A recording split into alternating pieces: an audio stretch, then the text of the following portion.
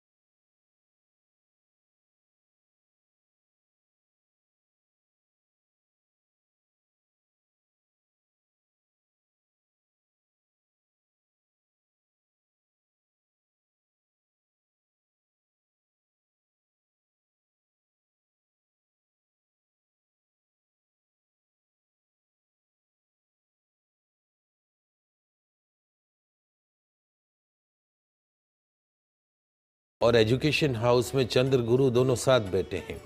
चंद्र गुरु जब साथ होता है तो गज केसरी योग बनता है और सूर्य बुध आदित्य योग को बनाता है। आपके बच्चे की कुंडली बहुत अच्छी है। आपके परिवार में कोई इतना आगे नहीं बढ़ा होगा जितना ये बच्चा आगे बढ़ेगा। आपकी 7 पीढ़ियों का नाम रोशन करेगा। सरकारी नौकरी में उच्च पद प्राप्त होने के पूरे आसार हैं। जिनकी कुंडली में बुध आदित्य योग होता है और गज केसरी योग होता है, ऐसे लोग नौकरी में जाए तो कलेक्टर बने, व्यापार में जाए तो अंबानी बने, राजनीति में जाए तो मिनिस्टर बने। ऐसा आपके बच्चे की जन्म कुंडली है। वर्तमान में चंद्रमा की महादशा और शुक्र का अंतर है। अगले वर्ष नवंबर 2026 के पश्चात इसके जीवन का सर्वश्रेष्ठ समय होगा। नवंबर 2026 के पश्चात ठीक 1 साल बाद इस बच्चे को बोलिए प्रतिदिन सूर्य भगवान को जल का अर्थ प्रदान करें, नियमित रूप से हनुमान चालीसा का पाठ करें, हर बुधवार को गौ सेवा अवश्य करें और हमारा आशीर्वाद है आपका बच्चा आपका नाम रोशन करेगा, इसमें कतई कोई दो राय नहीं है। आगे बढ़ते हैं, 6 राशियों की बात करी, आगे बढ़ते हैं, बात करते हैं तुला राशि की। तुला राशि वाले हमारे दर्शक, तकदीर कहती है, सितारे कहते हैं कि आज आपको अपनी कैपेसिटी से ज़्यादा काम नहीं करना है। किससे महाराज? कैपेसिटी से ज़्यादा काम नहीं करना है। मन में चिंता रहेगी, व्याकुलता रहेगी, बेचैनी हो सकती है। दुर्घटना से आज आपको बचना होगा। समाधान, पक्षियों को अंकुरित मूंग खिलाइएगा, दिन अच्छा गुजरेगा। बात करते हैं वृश्चिक राशि की। वृश्चिक राशि वाले हमारे दर्शक, तकदीर कहती है, सितारे कहते हैं कि आज का दिन शुभ परिणाम देने वाला रहेगा, बेटर रिजल्ट देने वाला रहेगा। आज थकना नहीं है, तनाव भी नहीं लेना है और ना ही अपनी कंसंट्रेशन को बार बार भंग होने देना है। Be positive today. समाधान, गणेश मंदिर में लड्डुओं का भोग लगाइएगा, दिन अच्छा गुजरेगा। बात करते हैं धनु राशि की। धनु राशि वाले हमारे दर्शक, तकदीर कहती है, सितारे कहते हैं कि आज दैनिक कामकाज में जल्दबाजी नहीं करनी है। ज़्यादा जल्दबाजी से बनते बनते काम बिगड़ सकते हैं और आज की शाम का समय दोस्तों के साथ गुजरेगा। समाधान, श्री गणेश जी को दुर्वा हरे मूंग अर्पण कीजिएगा, दिन अच्छा गुजरेगा। बात करते हैं मकर राशि की। मकर राशि वाले हमारे दर्शक, तकदीर कहती है, सितारे कहते हैं कि आज तेज चाल चलोगे तो गिरने का भय बना रहेगा। आहिस्ता आहिस्ता आगे बढ़ोगे तो सफलता साथ साथ चलेगी। किसी पर अंधा विश्वास आज नहीं करना है। समाधान, गौ माता को पालक खिलाइएगा, दिन अच्छा गुजरेगा। बात करते हैं कुंभ राशि की। कुंभ राशि वाले हमारे दर्शक, तकदीर कहती है, सितारे कहते हैं कि कार्य क्षेत्र में बदलाव के योग बन रहे हैं। बिजनेस में कुछ नया करने का मन बन सकता है। बदलाव को खुले मन से स्वीकार कीजिए। समाधान, सफाई कर्मचारी को कंबल का दान कीजिएगा, दिन अच्छा गुजरेगा। अंतिम राशि मीन राशि। मीन राशि वाले हमारे दर्शक, तकदीर कहती है, सितारे कहते हैं कि यदि सही डिसीजन लेकर फैसला करके आगे बढ़ोगे तो अपना कल बदलते देर नहीं लगेगी। अपनी निर्णय शक्ति पर काम करना होगा। समाधान, सलाद का सेवन भोजन में कीजिएगा, दिन अच्छा गुजरेगा। ये तो बात हुई दैनिक राशिफल की। आगे बढ़ते हैं, जानते हैं आज का किचन से जुड़ा गुड लक टिप्स।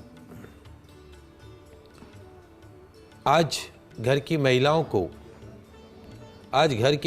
को हरी मूंग दाल मिट्टी की हांडी में पकाना है। हरी मूंग दाल मिट्टी की हांडी में पकाना है। रोटी का आटा गूंथते समय ओम देव देवाय नमः, ओम देव देवाय नमः इस मंत्र का जाप करते रहिए। एक सुहागिन महिला को भोजन करवाइए। संध्या समय में रसोई में देशी घी का दीपक जलाएं। क्या होगा? मिलेगी बढ़ते कर्ज से, बढ़ती बीमारियों से मुक्ति, मिलेगा छप्पर फाड़ के धन। आइए जानते हैं आज का गुड लक टिप्स। दोस्तों, क्या आपके घर में हमेशा अशांति बनी रहती है? आपके घर के सदस्य कुछ मिनटों के लिए साथ नहीं बैठ पाते हैं। जितना धन कमाते हैं वो सब हारी बीमारी में ही पूरा हो जाता है। यदि हाँ, तो आज का गुड लक टिप्स है आपके काम का। क्या करना है लिख लीजिए, समझ लीजिए। आज अपने घर में बांसुरी बजाते हुए गणेश जी महाराज के विग्रह का पूजन कीजिएगा। डांसिंग पोज अर्थात नृत्य करते हुए गणेश जी महाराज की प्रतिमा घर के ड्राइंग रूम में उत्तर दिशा की तरफ रख दीजिएगा। गणेश जी महाराज को पुष्पमाला अर्पण कीजिएगा। गणेश जी महाराज की एक ओर घंटी और दूसरे ओर डमरू रखिएगा। मिट्टी के दीपक में शुद्ध देशी घी का दीपक जलाइएगा। बेसन के लड्डुओं का भोग रखिएगा। आरती कीजिएगा, पुष्पांजलि कीजिएगा, क्षमा प्रार्थना कीजिएगा। तत्पश्चात पूरे घर में घंटी और डमरू बजाते हुए घूमना है। भोग में रखे लड्डू का सेवन घर के सभी सदस्य करेंगे। क्या होगा?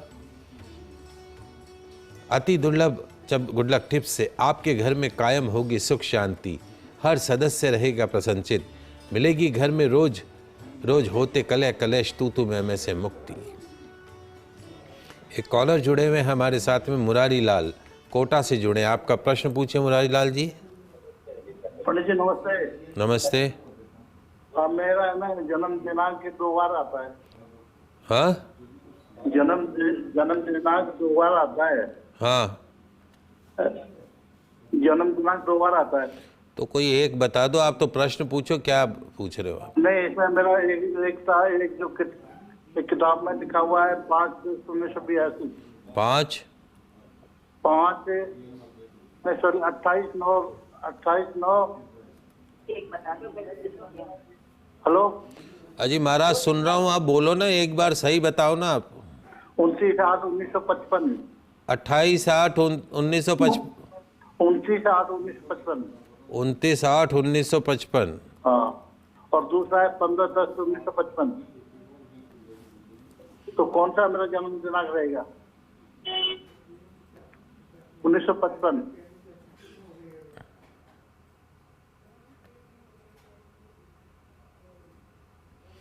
देखिए, जहाँ तक आपकी सिंह राशि जो आपकी मुरारी लाल के नाम से नाम है, तो आपकी जो जन्म दिनांक आती है वो मुरारी लाल वाला जो आपका जो 15 अक्टूबर वाली जो डेट है वो आपकी डेट आती है। एक अगर कोई आपको ध्यान हो या आपके कोई भाई बहन माता पिता भी अगर हों, आपका जन्म अमावस अगर पे हुआ हो, अमावस तिथि पे आपका जन्म हुआ हो, तो आपकी 15 अक्टूबर डेट है। 15 अक्टूबर को आपका जन्म है 1955 का।